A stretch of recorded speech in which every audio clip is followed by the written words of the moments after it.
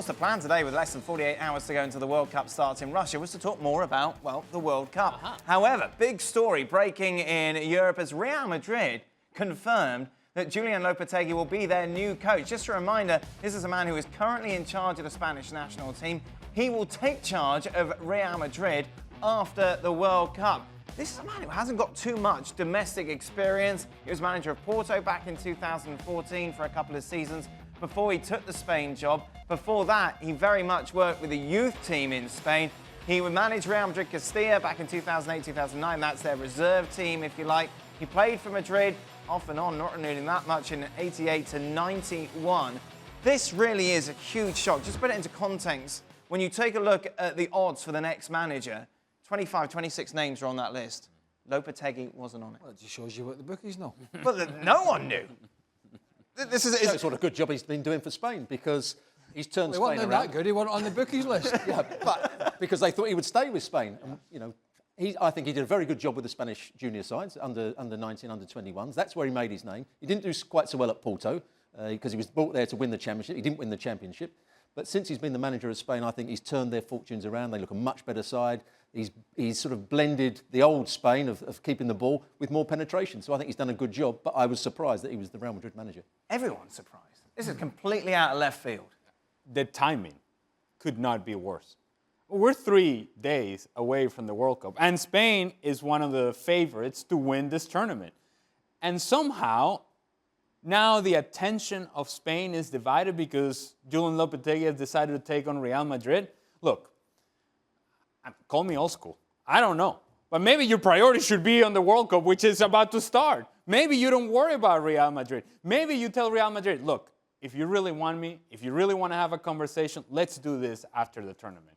Let me focus on what I have. Is he not looking after himself a little? Say everything goes wrong in the tournament, then he's never going to have a chance to manage Real Madrid again. So surely he's just pretty much second-guessing himself.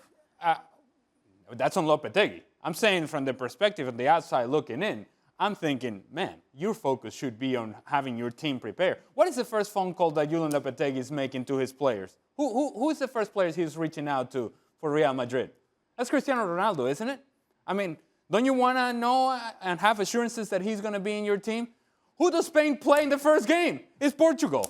So, honestly, the timing is all wrong, and it's unacceptable, to be quite honest with you. The way I look at it is you focus on the team that you have in hand. You focus on the tournament that you have in front of you. You focus on the players that you have in your locker room.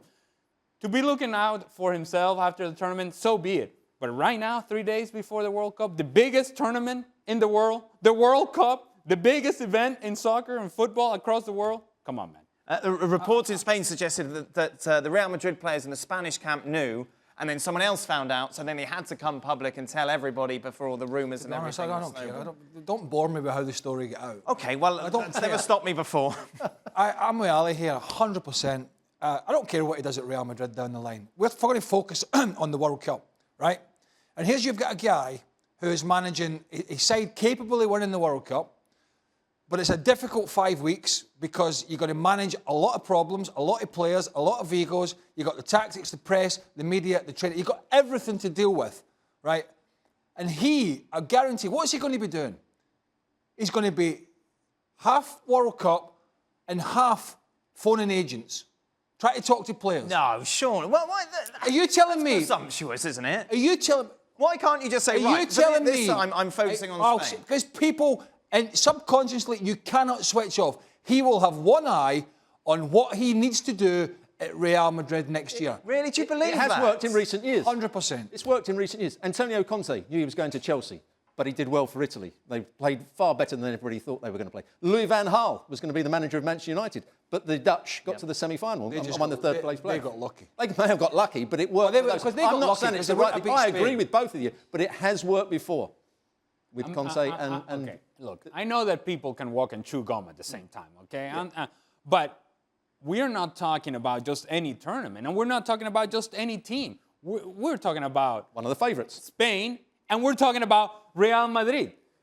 How you are able to juggle that it's something that I don't think he should have put himself through, but more importantly, he should not be putting his players through, because you know what the conversation is going to be in Spain and the Spanish media? You know what every press conference, every question is going to be about? And the players have now got an excuse as well. If they don't perform well, the manager wasn't focused. And There's the issue. The press, the manager wasn't focused. That's if we start losing games. And so that's the big problem. He has exposed himself as well, because now you're open a door that you didn't need to open. If Real Madrid was really interested in you, what is wrong with saying, hey, buddy, let's talk after the tournament? Because it might all go wrong at the World Cup. Well, he's got no Well, confidence. hold on a second. If that's the way that you're approaching the tournament, then it might all go wrong. That's it. This is your one chance to manage Real Madrid. They come knocking. Well, He's coaching the Spanish national team. It doesn't get any bigger than that. I'll tell you what, if he thinks he can't manage... It obviously does. If he thinks he's going to... You? No, for him. If the Spain job was so important, why would he turn down and rip up his contract that's got him in charge till 2020? Did you not Probably hear me three when times I the say money, that's the that reason. I thought that the timing was all wrong? You said that it's the biggest job. It's clearly not for him.